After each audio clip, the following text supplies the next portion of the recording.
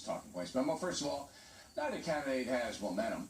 Even though the polls say Hillary Clinton is up by about 7 points nationally, voters are not jumping up and down for either candidate, generally speaking. But it is certainly true that Donald Trump has lost support, and in states like Florida, North Carolina, and Virginia, he's falling behind Secretary Clinton. One cautionary note.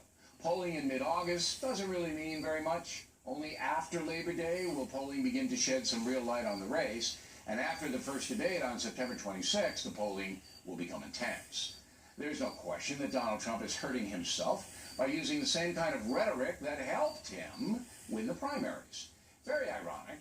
Trump's shoot-from-the-hip, seek-and-destroy speech-making vaulted him over his Republican challenges. But now, when he makes a flamboyant statement, it's rammed down his throat by a hostile press.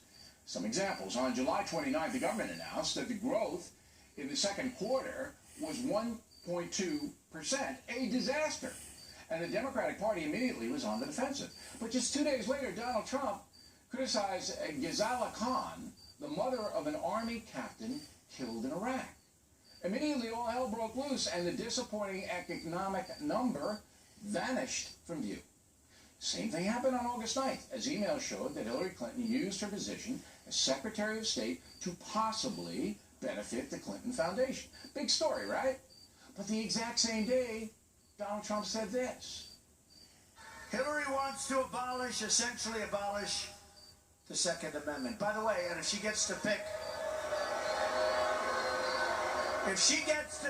her judges, nothing you can do, folks. Although the Second Amendment people, maybe there is, I don't know.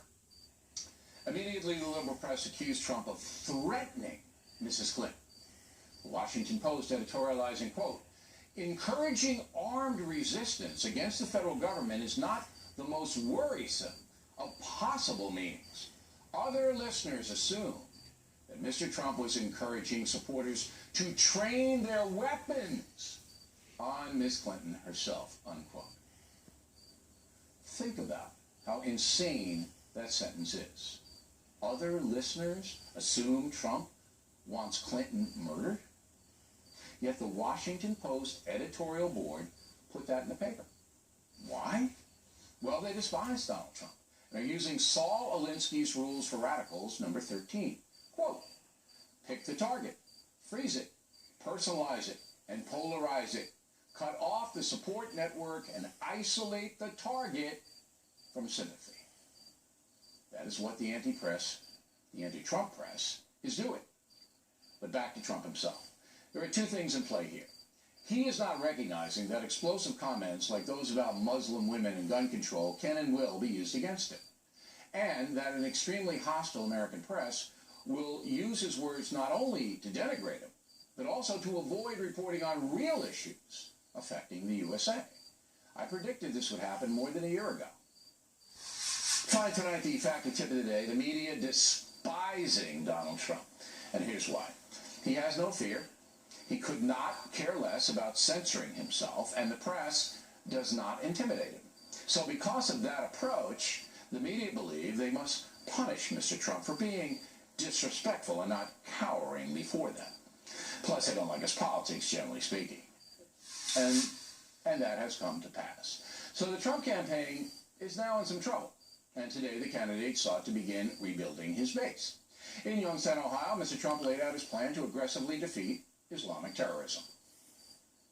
My administration will aggressively pursue joint and coalition military operations to crush and destroy ISIS, international cooperation to cut off their funding, expanded intelligence sharing, and cyber warfare to distrust and disable their propaganda and recruiting.